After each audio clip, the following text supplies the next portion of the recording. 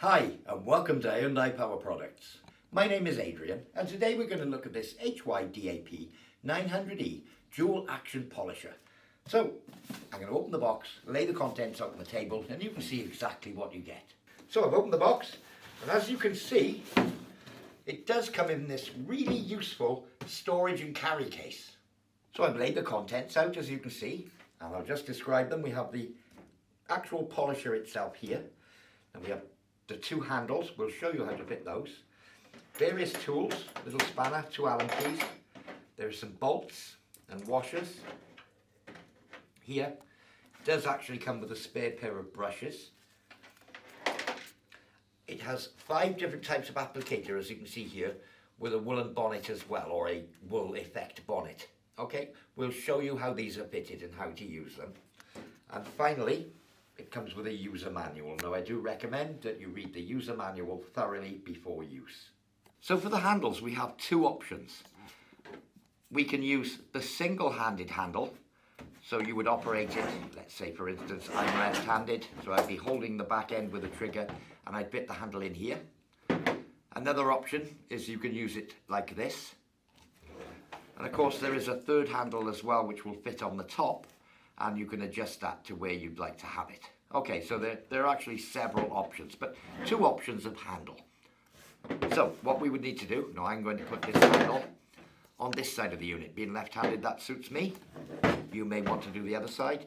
So I'm just going to remove this screw from the side of the unit using the Allen key that was provided.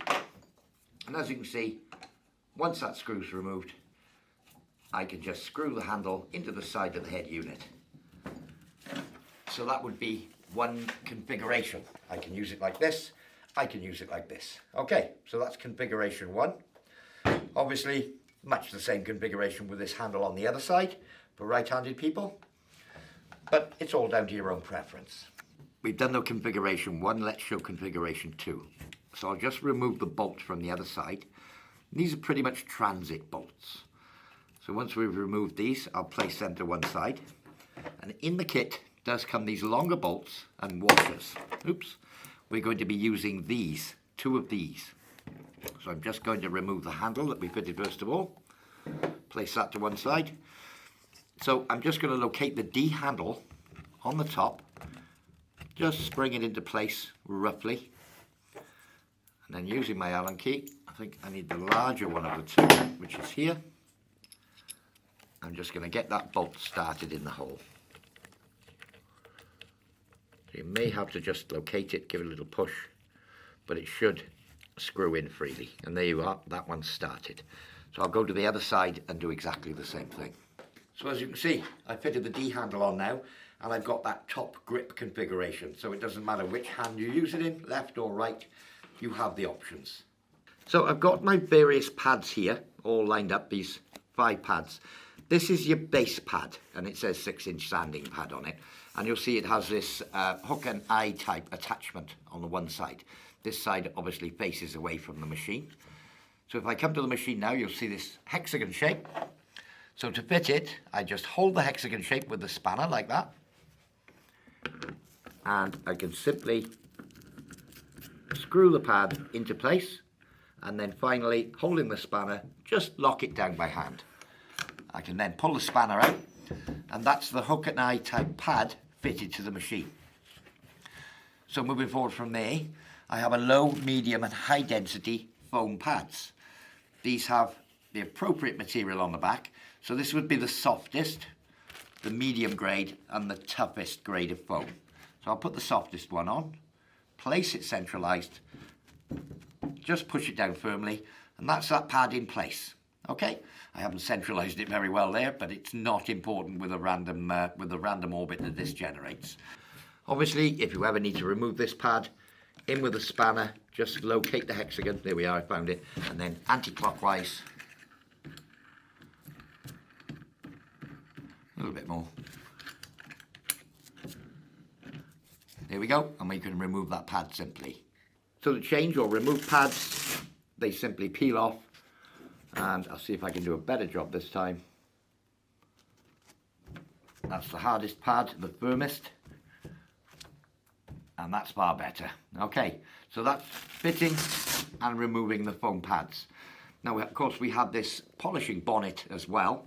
I can fit the polishing bonnet directly on here, but what I tend to do is to use it in conjunction with one of the pads. So I'll just use this high density one. Here we are, which is the firmest of the pads.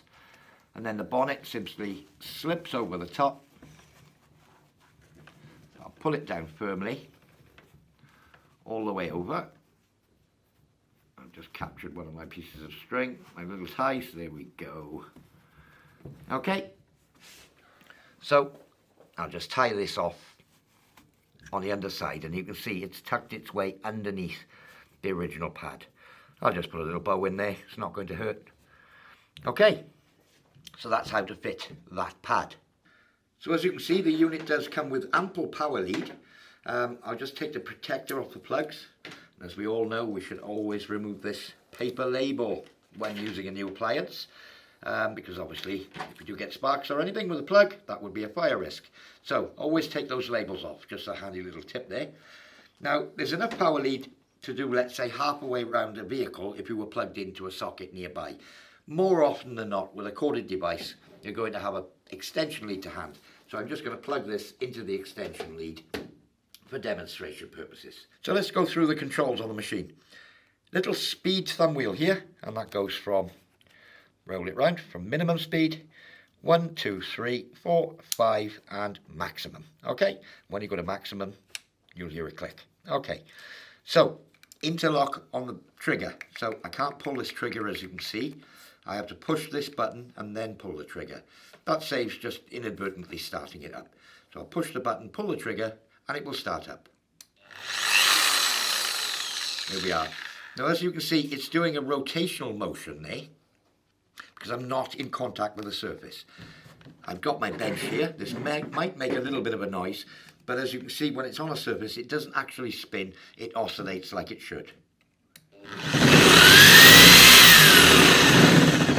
So that's in a high speed there. Now, obviously, that would be a little bit harsh for car bodywork.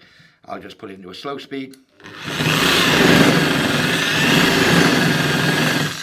Okay, so it does that random pattern, as you can see. So that's the general operation of the machine.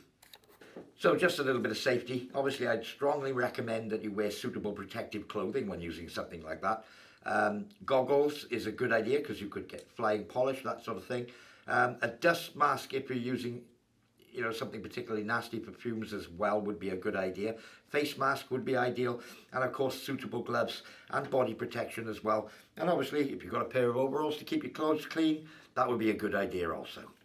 Well, having tried these out, I'm certainly going to put one on my Christmas list.